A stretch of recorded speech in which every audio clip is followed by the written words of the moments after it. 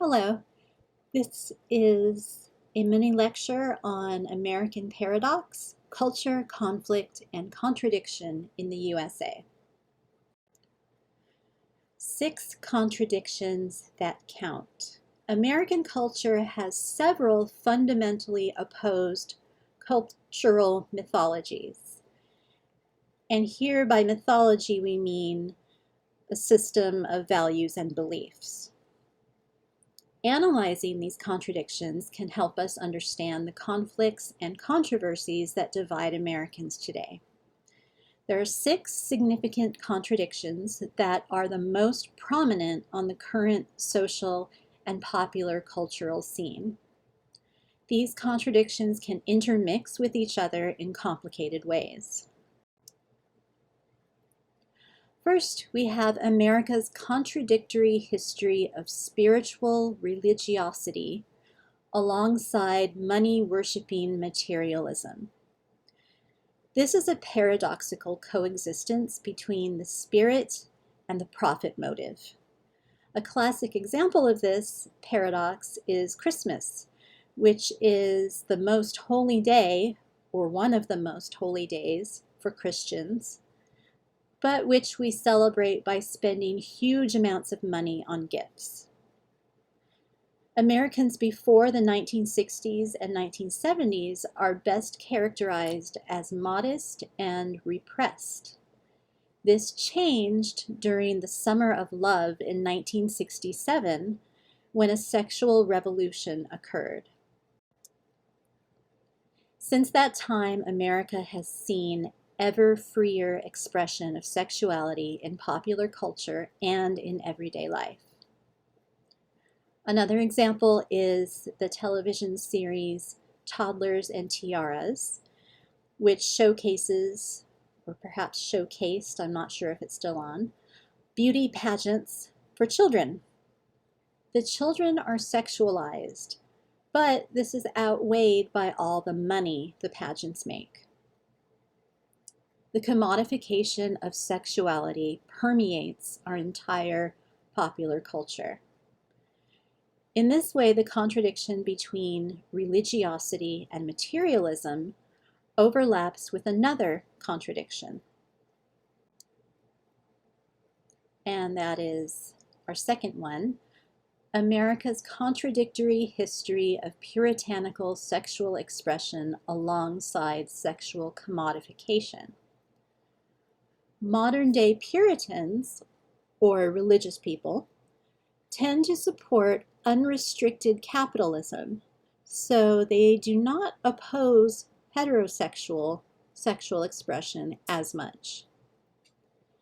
The contradiction between the sexually repressed 1950s and the sexually commodified present is significant.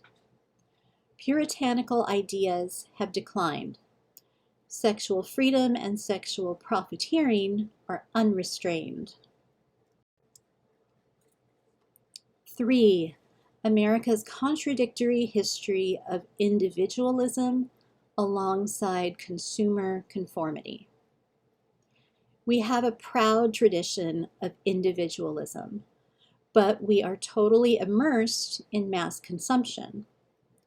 A good example of this is that a fire station in Concord, Massachusetts, near Walden Pond, where Henry David Thoreau experimented in self-reliant individualism, was designated as a character location for Pokemon Go, the digitally mass-produced game simultaneously played by millions.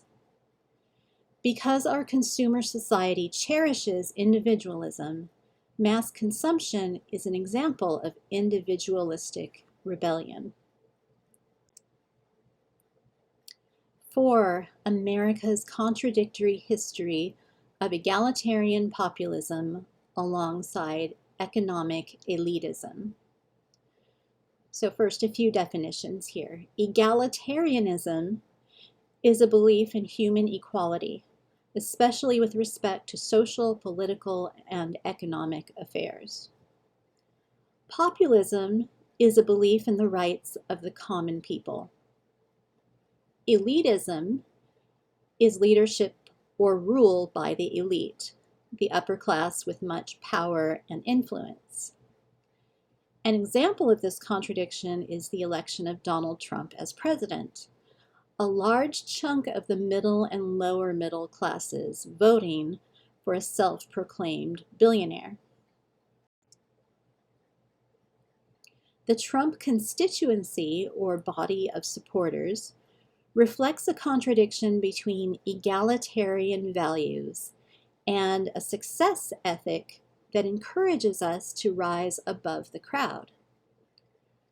This contradiction is seen in the American dream, the cultural mythology that promises the opportunity for upward social mobility for all. We are told that we are all equal, yet we are also told that we must strive to be the best. Elite-led populism has happened in the American presidency before. Andrew Jackson and Thomas Jefferson were plantation-owning aristocrats.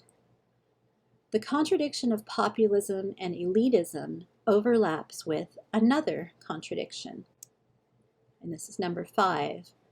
America's contradictory history of freedom alongside chattel slavery and its aftermath. Chattel is a movable article of personal property, or a slave. Jackson and Jefferson were both slave owners. It became clear that the election of Barack Obama was not the beginning of a post-racial society. Racial conflict resurged in 2016 with the hashtag #OscarsSoWhite movement, shootings of black males by police, and police being gunned down in Dallas and Baton Rouge. These conflicts were expressed in the Black Lives Matter movement, as it is currently today, and by white voters who saw Donald Trump as their voice. America has seen this contradiction before as well. Our nation is founded on the principle of the equality of all people, and many of the men who declared that principle in 1776 were also slave owners who wrote slavery into the Constitution. And this is probably the most profound and paradoxical contradiction in our history as a country. We still see the effects of this contradiction today in the racial frustration and the division in America. The contradiction of freedom and slavery overlaps with 6. America's contradictory history as a land of immigrants alongside anti-immigrant nativism. And nativism is the policy of protecting the interests of native inhabitants against those of immigrants. Our country has always experienced nativistic opposition to immigration. Many Americans in the 19th century felt racially superior to Irish, German, Italian, and Jewish immigrants, and any other Europeans from non-Northern European countries. Similarly, anti-immigration sentiment today cannot be divided from racial attitudes toward Asian, Latin American, and Middle Eastern newcomers. Now, this section, red and blue and mad all over. Our cultural contradictions, while national in scope, are regional in expression. Red and blue states are signifiers of a divided country. It has become common to refer to red states, generally considered conservative, and blue states, generally considered liberal or at least more progressive. These terms run the risk of stereotyping, but red and blue states do tend to take different sides in relation to America's cultural and ideological conflicts. We see these dichotomies in popular culture, for example, in Duck Dynasty versus Game of Thrones fans, or Fox News versus MSNBC viewers. And these oppositions did not exist in the 1960s, when the majority of Americans watched the same TV shows on only 3 networks and listened to the same music. Now, consumers not only have innumerable choices tailored to their personal tastes, but they can also customize their consumption according to their own ideological preferences. In this way, we create self-affirming echo chambers that ensure that we never have to listen to anyone with whom we disagree. The outcome of such choices is that popular culture does not simply reflect the conflicts and contradictions in American society. It amplifies them. Democrat and Republican voters hold not only different ideological values, but different visions of what America is. Popular culture will not be able to harmonize the differences within our country because it is so much more profitable to exacerbate them. Thank you.